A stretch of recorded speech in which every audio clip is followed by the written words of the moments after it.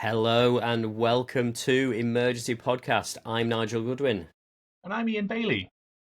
and a lot's been going on, as is typical with our emergencies every day kind of approach. We were about to hit the record button when you pulled me into what's going on in the UN today, where Trump, as we speak on the 3rd of September, is laying into all of his allies, telling them that they are bad and wrong. Oh, better, no, better than that, Nigel. Remember, your countries are going to hell, he tells the European leaders. I mean, it's nice. It's nice to know that he cares. I think that is possibly the best thing we can say there. But it's a nice segue, right? It's a nice segue, I think, into what we wanted to talk about today because there are. I think you described it as there's a direction of travel, and it's getting increasingly worrying. It's getting increasingly scary. We can all talk about anecdotes about what's going on out there in the real world, but this week we had Nigel Farage give a speech, which I noticed was covered in length by all of the major broadcasting outlets, so you couldn't watch anything else at that time. There you go. And it was the kind of speech that I don't think it would have been possible for him to say these things 10 years ago, maybe even 5 years ago. 10 weeks ago. Yeah, I mean, you may well be right because of the direction of travel. And if we remind people what his main points were, he was talking about immigration, of course, and we all know already, or we should know, that part of Reform's plan is to deport illegal or irregular migrants from the country, which number a fair few 100,000. But 600,000 is the number that they're talking about. exactly. By the way, most of which, when we talk about immigrants who come over for asylum and things like that, most of them do actually get granted asylum. But anyway, we'll move on to the more scary thing, which is when he started talking about how his plan to save the country loads of money and make Britain great again is to stop indefinite leave to remain, which is a very important visa approach that we have in place in this country, which allows hundreds of thousands, if millions of people potentially to move to this country and settle in this country.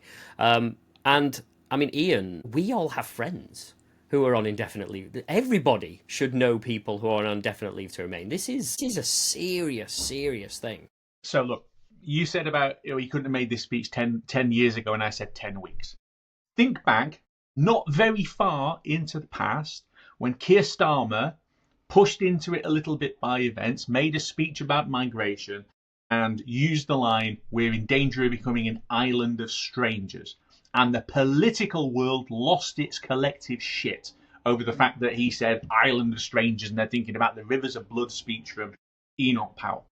That is so mild compared to what we've got today that it would barely get a murmur. This is how rapidly and quickly we are being dragged down, frankly, the racism black hole. Okay? Where we are now at the point where we're saying that, as you said, indefinite leave to remain. You are talking about people, in many cases, who have been in Britain for years, working here, raising families here. You're talking about your friends, your neighbours, husbands, wives, mothers, fathers. You're talking about the people working for you're working to look after your elderly parents in a care home. We're talking about nurses. We're talking about doctors. It is grotesque that we're in this place where Farage is saying, let's send back the Boris wave. And note that he's calling it the Boris wave, right? This isn't just we're going to get rid of them all, but he's saying, Boris has done this and it's another, we're going to pivot really hard against, I assume, a Conservative Party who are then going to try and reposition themselves even further to the right and to try and pretend that they didn't do any of this stuff. But we have gone a long, long, long way. And every week almost, we are sliding further and further into the darkness. Yeah, and look, that's really powerful language, and it's really important to kind of get that across. That it is, we try on this podcast to be reasonable. about things. I mean, I think we are quite reasonable. Some of our commenters don't necessarily agree, but we don't hold back about the fact that obviously we have our own opinions and our own likes and dislikes. We don't particularly like reform, and we don't particularly like Nigel Farage. But we have said we understand that people in this country are angry, and why they will turn to a man like Nigel Farage and to reform. But the danger is that once a person becomes emboldened, once they are not challenged on something, then they know they can go a step further and a step further and a step further until before you know it, in a space of a very short amount of time, Nigel Farage is able to say things and yeah, he has been challenged. There's been outrage from people in the political spectrum. But if I go onto the BBC or onto Sky News or something else, I'm not getting outrage. I'm seeing, what would it mean if he did this? I'm seeing a breakdown of, is it true that it would save this much money for the country? Like a fact checker, rather than hold on a minute, this is the most anti-British thing I could think of right now from a man who claims to be the great British patriot. I mean, what comes next, right? Do we go out there and, I don't know, let's go out there and propose a cull of unnecessary people. Okay, so we're literally just going to, like, how much money would that save? What would happen if we took all of the money off the scroungers and told them to F off and whatever else? How much money would that save? What if we just told the third world to sod off and we're not going to give you any more money, right? How much money would that save? And you're absolutely right. You're going to have Laura Kuenssberg and Chris Mason on the BBC, the British Broadcasting Corporation, right, which is supposed to have all of these Reithian values, going on about and giving the guy a platform about could it work, might it work, how much would it cost? It's appalling. Call it out for what it is. We are so far outside of the boundaries of respectability here, and they're acting like it's just yet another policy announcement on, I don't know, like traffic cones or something. Exactly. And this is, hopefully people watching this can tell how indignant and how outraged we are. And we're outraged because this is our country we're talking about. This is our society. We've done podcasts talking about the loss of community and the loss of what it is to be British and things like that. Well, people may disagree with me, but as far as I am concerned, one of the proudest things about this country is the fact that it is a migrant nation. People don't like to hear it. And I think that as a country, we have been terrible at talking about the benefits of immigration and the benefits of people who come to this country to live and work and put up with the god-awful weather that exists in this country. But they put up, and the trains that don't run on time, they come and they put up with all of that, and they pay taxes, and they have helped to build and rebuild this country time and time again. And this is how, apparently it's now okay to say, well, we're just going to get rid of them all. We're just going to kick them out. Hang on, you just made a really, really key point, though. Paying taxes. Because this reform thing that they're talking about creates two classes of citizens, right? You have got British citizens who are paying taxes and have rights. And then you've got basically this kind of, I almost want to say, serf class. People who are here legally, paying taxes and doing jobs, but then you get to have reform or a mob perhaps outside somebody's house deciding on who can stay and who can go. We have rightly pointed at the human rights record of other countries. Qatar with the World Cup as an example, right? Talking about the workforce that built the stadiums and the issues that were going on there. We're talking about doing worse than that here in Britain, having people who have a job and pay taxes and have no rights. Well, hang on a second. Again, is that Britain? Is that really the Britain that we're supposed to be patriotic about? Yeah, exactly. And look, and we've been down this road a few times already when we've talked about this, that part of the problem we have in this country is that the sense of British, no one can really define what a sense of Britishness is. It's like Britain is, because it is a country of multiple parts that has been built and that has evolved over many, many centuries. It is it is ever changing. Most countries are ever changing. It's just Britain, I think, is quite renowned for the fact that we are constantly changing with whether it's with immigration or whether it's with technology and whether it's with societal changes and progress and everything else. We're when people talk about with rose-tinted glasses looking back and going, oh, I wish it was like the 90s or the 1970s or back to when we had an empire or whatever it is, the world has changed, the country has changed. Progress isn't always, a line like this. There are bumps in the road, but ultimately what it is to be British is, for me, the fact that we are a country that will continually adapt and change with the times. We don't go through revolutions. We don't go through, kind of the mass kind of upheaval that you see around the world. We are traditionally seen as stable, and yet it feels now like we have just gone so far down a rabbit hole that I don't know the way out. I don't know the way out right now. So this is one where we're into political party conference season, and the Liberal Democrats conference has been on this week, and I've been here rather than at conference, but I've been hugely impressed with Ed Davey over the last couple of weeks, actually. And I know Ed is a guy who some people have got negative thoughts about because he has done publicity stunts to get attention from the likes of Laura Kunsberg and Chris Mason, who, with respect to it, need to pull their tongues out of Farage's arse to then be able to notice anything else. So he has to do stunts to say, hey, look at me, I'm going to give you visuals that you have to use, and then starts talking policy. But over the last couple of weeks, what has he done? He boycotted the Trump state dinner. Okay? Other people chose to go. John Swinney, the leader of the Scottish government, went and has been absolutely hauled over the coals for the performative nature of it, right? Because, of course, you get nowhere near Trump. It's a massive, massive table if you saw the pictures of it, right? So Ed Davey didn't go, said, I am not going, and here's why. Right? You have to make a stand and walk out on your people like Trump.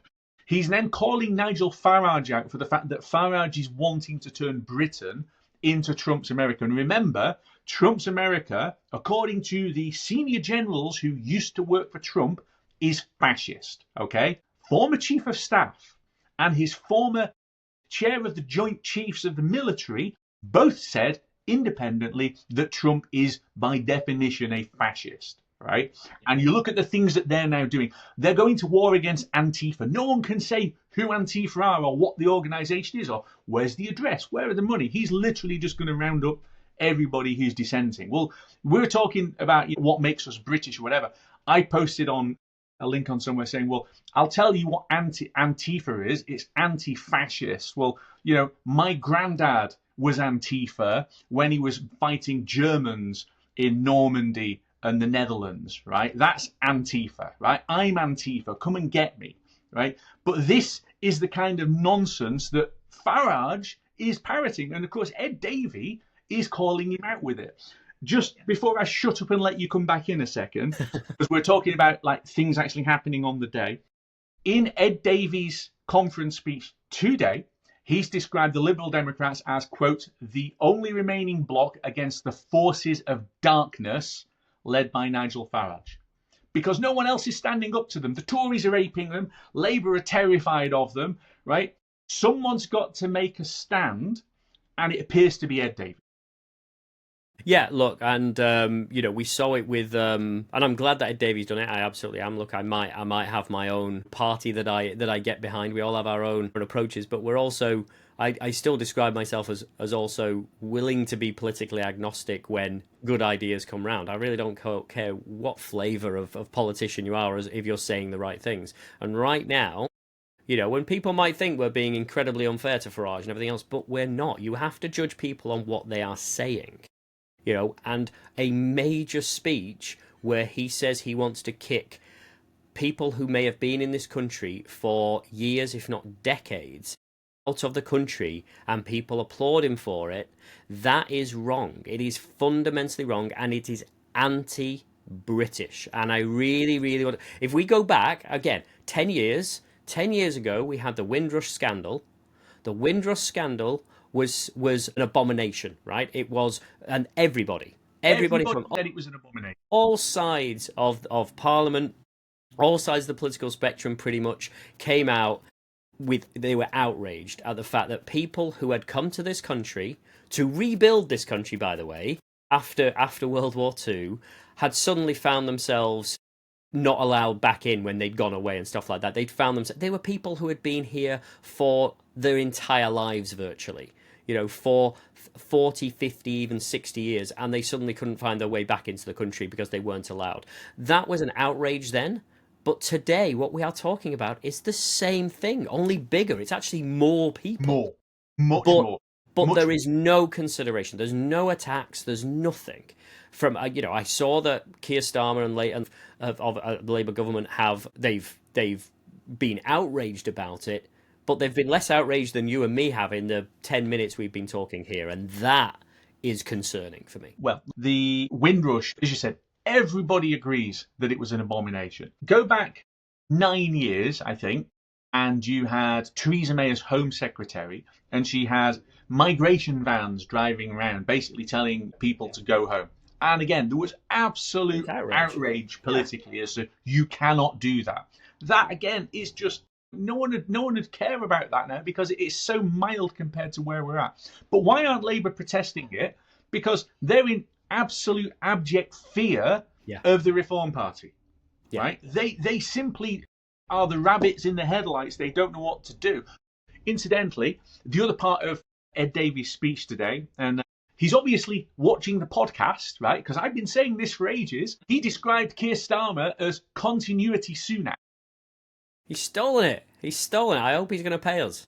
I hope he's going to pay us. That's all I'm going to say. You're not that bad, Ed. I like your stunts. Come on here and talk to us. We'll chat because to we've got to. You've got to actually go and call this stuff out. So, in America, I think that people are now starting to more openly call this stuff out. They can see and touch what Trump is doing to them, because with respect to it, you are now past the point of even having the arguments about, well, is Trump fascist or not? Because you've got the 5 lists of fascist tropes and Trump is delivering all of them. We're seeing them in recent weeks with the whole Charlie Kirk shooting and the reaction to it. Right? This is already happening, and Farage is trying to attach us to that train because he thinks that Trump is popular and he's going to win elections. And it really is, like as Ed said, we are facing down the forces of darkness now. But this, for me, is the point, right? We've got to stand up and say no.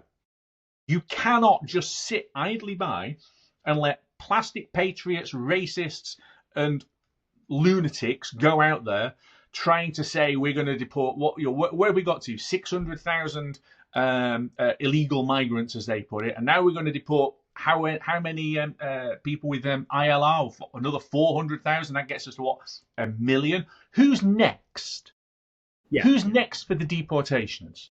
And that's the really important point. It is around when we talk about being on a journey, when we're on a road, in this case a road into darkness that Ed Davey's talking about there. It's how it starts, right? I remember having debates with you, debates with our friends, our debates online 5 years ago, 10 years ago about the road we were on and the fact that there were already worrying signs then. But once you pass a point of what feels like a point of no return, it accelerates. It accelerates at great pace, and there's loads of great quotes out there from history around if it's not harming me, that it's not a problem. But you don't know when it will harm you. You don't know because when it doesn't fix the problem, when deporting 1 million people does not fix the problem, which it won't, and you can argue with us online as much as you like, deporting 1 million people does not fix the fundamental issues we have in our society and in our country. It never will. And you're not just deporting people who are sitting around doing nothing. You're deporting a lot of people who are working in our hospitals and schools and care homes and doing all kinds of jobs that need to be filled. The country will get worse. And factories. I live up here in the northeast of Scotland, right? So the northeast of Scotland does 2 things in large numbers, right? The food and drink industry and energy. So migrant labour is absolutely key to farming, to fishing, to food processing. The number of people up here in the northeast who are almost certainly on the indefinite leave to remain list, you are talking a significant number of people, and these are people who are filling the jobs that could not be filled from the local workforce, right? So if you take all of those people away, then it's not that all the locals who couldn't get these jobs are going to step up and do them. Nobody apparently wants to go and work on a farm. Nobody wants to go and work on a fishing boat. We've got 40% of the crew of fishing boats who are migrant labour. People don't want to do it. There are training courses trying to get kids to step up to do agriculture, right? And farming and fishing and sailing, learn how to do all of the old skills. Nobody wants to do it, not on the scale that's needed. So you have to have migrant labour. And if they're all taken away, then it all stops. And then you want to see economic decline. Take all of the productive working people out and leave the plastic patriots in, right? Who apparently have got loads and loads of time to go around sticking flags up, right? Or attacking what they think are council workers taking them down, but turns out not to be, right? They've got plenty of time to do that, but not actually working. They aren't going to be doing the jobs. No. They're not going to be doing the jobs. And the people who are in charge of all of this aren't going to be redirecting the resources to them, right? All of the stuff about what about our veterans? What about our veterans? You keep voting for parties who screw them over and leave them to starve, right? And that will continue because you're voting for even more authoritarianism. People need to wake up. And I will shut up. No. And this is why it's important, right? We do get angry on this podcast sometimes, and yes. And I think if there's one thing that's got to make us angry, it is this. Because look, history is littered with these types of journeys, right? That nations have gone on through authoritarianism and into fascism, because that's what it is. It moves into fascism, and when that happens, it isn't generally the people, the minority of people who vote for them that keep them in power or that enable this to happen. It's the people who stay silent. If you go back through history, most of these political parties, whether they're authoritarian parties or whether they're fascist parties, have got in, but because of the quirks of an electoral system. And that's what's happening right now. Reform do not have the majority of the country behind them. Right, no political party does. They've got maybe 30, 35%. Who knows? Who knows in the end? But if people stay silent, if the media does not challenge them, if the way they challenged Keir Starmer over that speech that he gave, as they were right to do so, he was completely wrong to say what he did, and they challenged him, and he has had to apologise and grovel since. If they don't challenge Farage and his party in the same way, if we, and I don't mean we as podcasters, I mean we as just ordinary people, do not stand up, do not challenge it in the streets, do not challenge it with our own families and friends when they say, ooh, yeah, but he's got some good ideas. No, I don't care how many good ideas a man may have. The moment they start talking about deporting 1 million or more people from this country, we are down a rabbit hole, and it has to be stopped. And we know it'll be should we get there. We are 15 months into this parliament, so there's still 3 3/4 years before we need a general election. Call it 3.5 before a general election campaign starts, and we're already at deport 1 million people. What are we going to be at? And don't forget, you've got Advance UK, which is growing in membership as well, with your Tommy Two Names involved and Elon Musk backing it. What are we going to be up to by then? 3 million? 5 million? Anyone with brown skin? Anyone who's a Muslim? Anyone who looks funny? Gays? Socialists? I mean, we're back into the list of all of the enemies, right? Yeah. We're into the list of all of the enemies. Where exactly does this stop? Unless you stand up to it now and say no. And this is the point. We have got to stop trying to normalize this. This is not normal. Right? What Reform are proposing is not normal. It's the exact opposite of that. And we've got to stop, like the BBC have been doing, making it out like, well, he's popular, so we're going to give him 55 minutes they broadcast of his thing, unfiltered, uninterrupted. Oh my God, come on. Yeah. And look, and that is one of the most important points I think that you've made on this, the fact that it is being normalized. It is not normal. The decline of this country, as much as we are all incredibly upset about it, that is normal. That happens. It happens if the wrong decisions are made, and if politicians don't do the right things, and if a country is on that journey. It happens unless you find a way to reverse it, unless someone steps up to reverse it.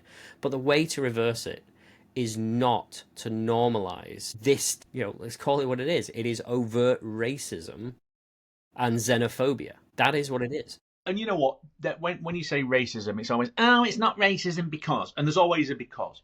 Yeah, of course. They're even trying to say that Tommy Robinson, Stephen Yaxley Lennon isn't racist because he said, oh, they shouldn't be raping Sikh women. Well, who are you saying they should be raping? You're not condemning rape. You're condemning raping Sikh women, right? It is racism because it's othering, okay? And going out there and scapegoating the other and the elites who are pushing the other is straight out of the fascist playbook. It is literal fascism, straight out of what Mussolini did and Hitler did and Trump is now doing. And Farage is trying to get on the fascist playbook train as well because he thinks it's going to work. We've got to say no. And it is not normal. And for me, look, I know there's been a lot of debate about flags, and you've got the people putting the flags up and saying, we're taking our flag back, and what's wrong with it? Sticking your flag up because you're proud of the country, that's absolutely normal. Using the flag as a weapon to other people, that's not patriotism. That's fascism, right? There's other places where there's been lots and lots and lots of flags put up as a sign of strength. And it's not patriotism, guys. No. Look, I mean, there's been people posting this stuff in recent days. You want an example of flag waving that is a great example of patriotism. Is go back to 2012 in the Olympics, right? 2012 in the Olympics, and that is because the flags were not being waved because you wanted to wave a flag to show everyone that you're British and to effectively intimidate people who are not. You were waving a flag as a part of an event because you were getting behind athletes, whether they won or lost, right? It was a part of a great summer of sport, right? It was a wonderful, wonderful summer. It was only 13 years ago, which is hard to believe. Now, waving a flag, putting a flag up for no other reason than to just put a flag up is nationalism. That is what it is. You are being a nationalist. You are declaring your love for your country, if that's what you want to call it, but it's your version of your country. Yeah, and it's a version of your country that doesn't welcome other people, that doesn't welcome people who aren't like you. Well, that's the key point. I was going to say it's not other people from elsewhere. Did you see the response to, again, Lib Dem conference? So we've had a go, and again, I'm going to keep saying we because I am a Lib Dem member and activist, right? But we had a go at let's reclaim the flag from plastic patriots. They were even handing out plastic patriot Lego figures of Farage, which I thought was quite clever. But we basically, at one of the conference rallies, we basically did last night at the proms. Gave everybody flags, right? Union flags, and doing Land of Hope and Glory. And the hard right went mad. How dare you lot wave our flag? You're not patriots. What? Yeah. Hang on a second. You're literally there waving the flag and singing Land of Hope and Glory like last night at the proms, and they're saying you're not patriots, you can't have the flag. Well, the flag, therefore, isn't for the people. It's exclusive to the hard right. The greatest, and this is so important, the greatest patriots in our country did not wave flags. They did not wave flags just to get attention and to say and to kind of wrap themselves in it.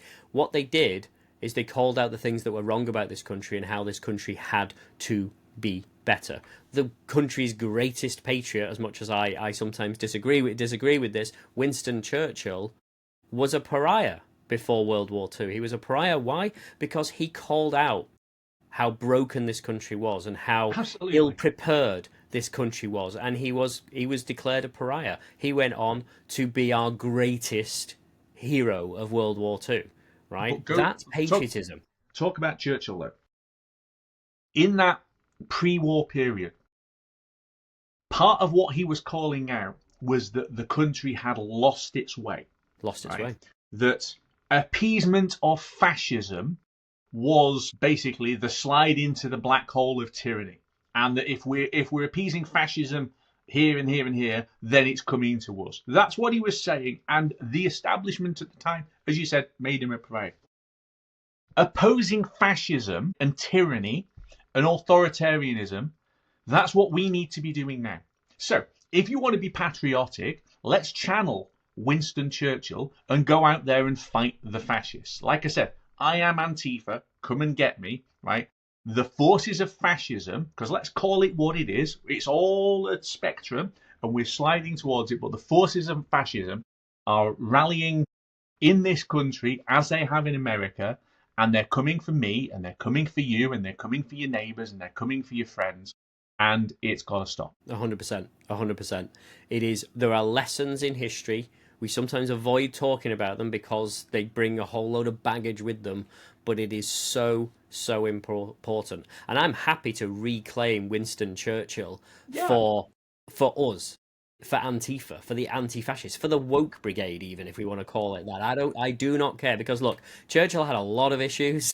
Okay, a lot of issues. But he was the man who is considered the perfect person to win World War II for us and to defeat the fascist. Hitler did not like him one bit, and we have to channel that. We have to channel that. I'm a patriot.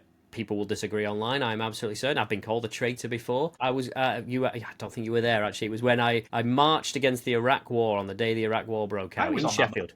No, it was in this one was in Sheffield, I think. We were at the London one. Yeah, we were at the London one. But no, in Sheffield, because it was a spontaneous thing, the day that the war broke out, went marching, took an unpaid day off work, and I got called a traitor by a middle-aged lady who called me a scummy traitor to the country, and I was like, hold on a minute, I'm not a traitor.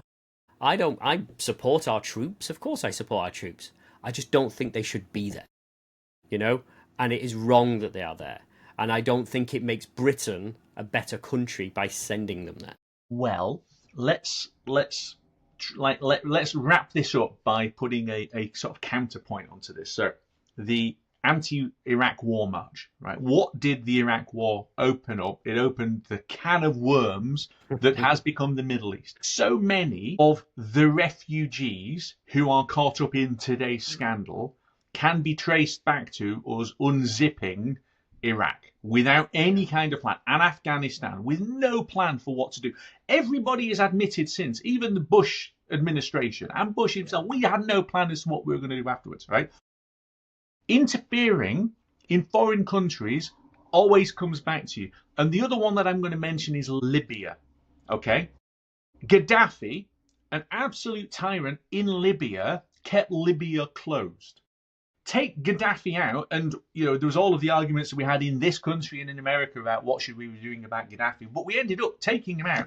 Chaos ensues, and then suddenly they are the jumping off point to Europe for small boats. That is the literal motorway of refugees coming out of, again, more places that we've messed up.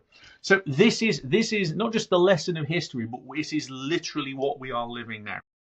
If you're going to interfere in foreign countries, do it for a good reason. Don't, as Trump's now doing at the UN, start railing against your friends because you dislike what they're saying or because they're not fascist enough for you. You've got to pick your battles.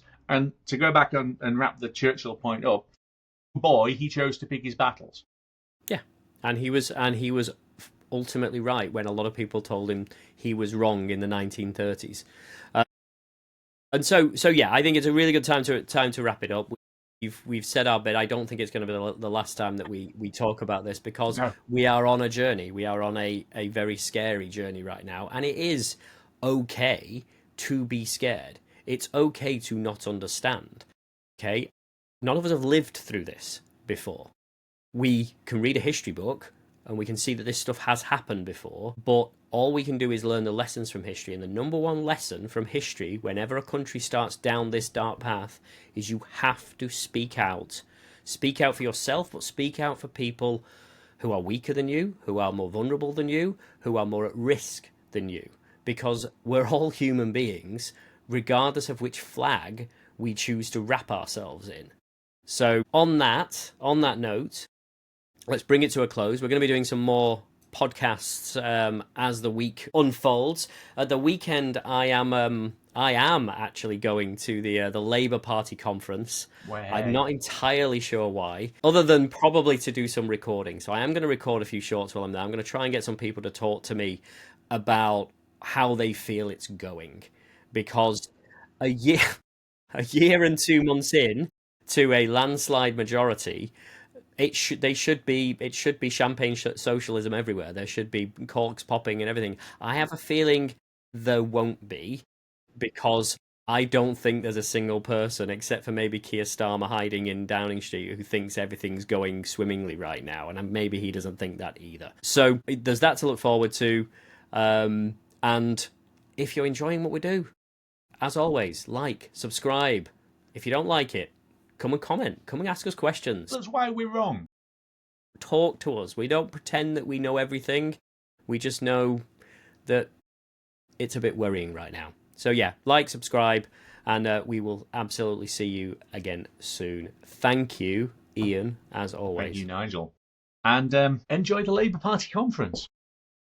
I will try. See you soon.